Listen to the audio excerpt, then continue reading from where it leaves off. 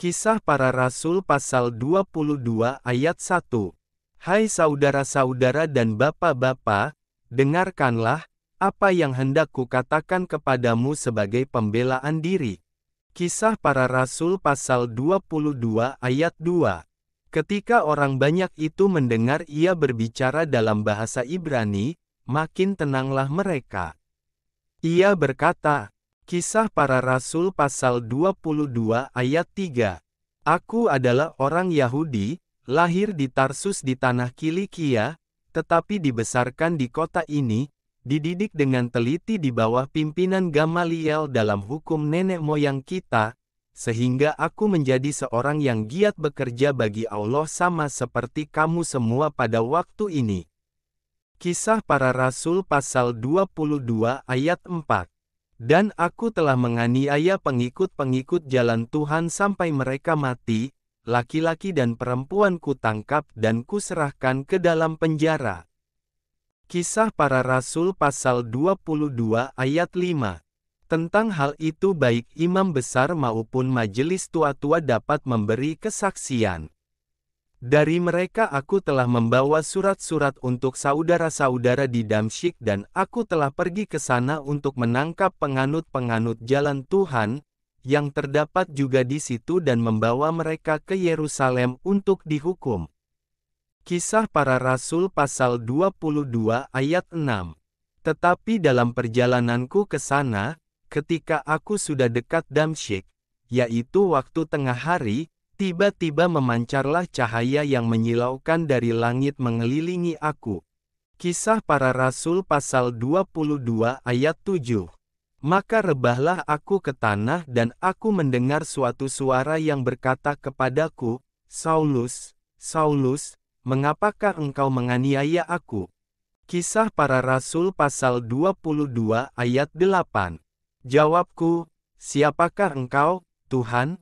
Katanya, Akulah Yesus, orang Nazaret, yang kau aniaya itu. Kisah Para Rasul pasal 22 ayat 9. Dan mereka yang menyertai aku, memang melihat cahaya itu. Tetapi suara dia, yang berkata kepadaku, tidak mereka dengar. Kisah Para Rasul pasal 22 ayat 10. Maka kataku, Tuhan, apakah yang harus kuperbuat? Kata Tuhan kepadaku, bangkitlah dan pergilah ke Damsyik. Di sana akan diberitahukan kepadamu segala sesuatu yang ditugaskan kepadamu. Kisah Para Rasul pasal 22 ayat 11. Dan karena aku tidak dapat melihat oleh karena cahaya yang menyilaukan mata itu, maka kawan-kawan seperjalananku memegang tanganku dan menuntun aku ke Damsyik. Kisah Para Rasul pasal 22 ayat 12. Di situ ada seorang bernama Ananias, seorang saleh yang menurut hukum Taurat dan terkenal baik di antara semua orang Yahudi yang ada di situ. Kisah Para Rasul pasal 22 ayat 13. Ia datang berdiri di dekatku dan berkata, Saulus, saudaraku, bukalah matamu dan melihatlah. Dan seketika itu juga aku melihat kembali dan menatap dia. Kisah Para Rasul pasal 22 ayat 14. Lalu katanya, Allah nenek moyang kita telah menetapkan engkau untuk mengetahui kehendaknya, untuk melihat yang benar dan untuk mendengar suara yang keluar dari mulutnya. Kisah Para Rasul pasal 22 ayat 15.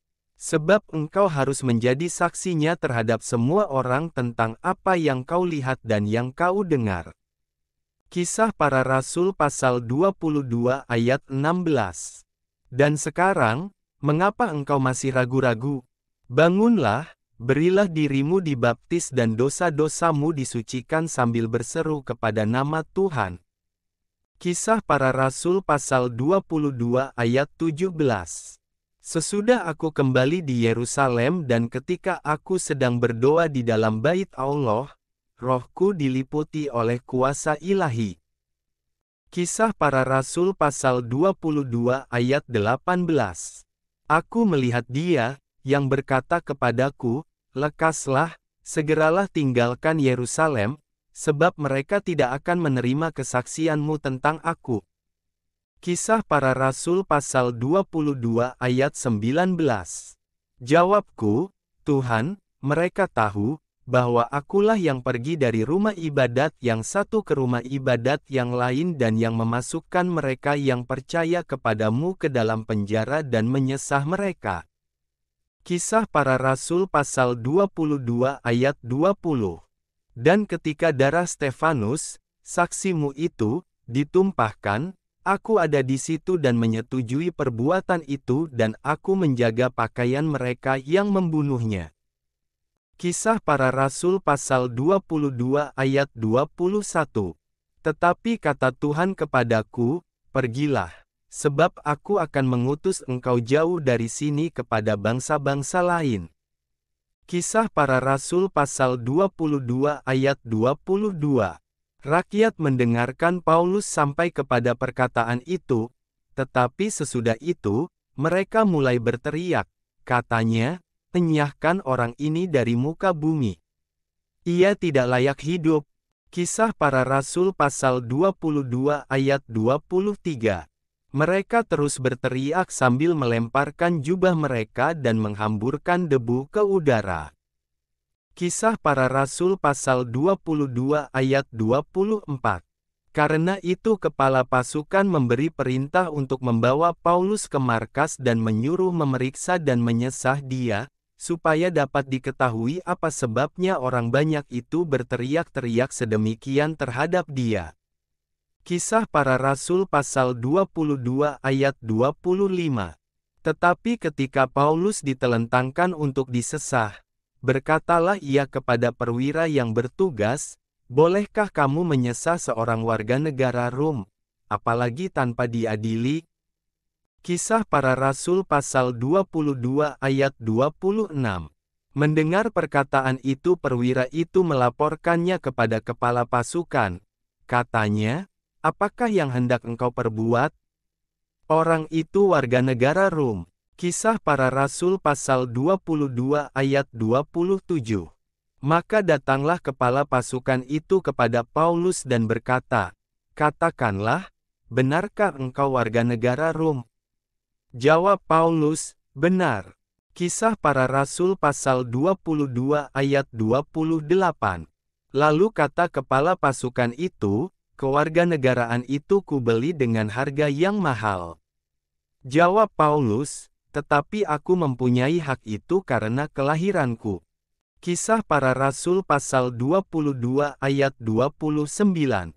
Maka mereka yang harus menyesah dia, segera mundur, dan kepala pasukan itu juga takut, setelah ia tahu, bahwa Paulus, yang ia suruh ikat itu, adalah orang Rom. Kisah Para Rasul pasal 22 ayat 30.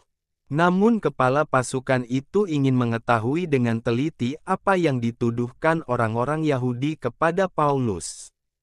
Karena itu pada keesokan harinya ia menyuruh mengambil Paulus dari penjara dan memerintahkan, supaya imam-imam kepala dan seluruh mahkamah agama berkumpul. Lalu ia membawa Paulus dari markas dan menghadapkannya kepada mereka.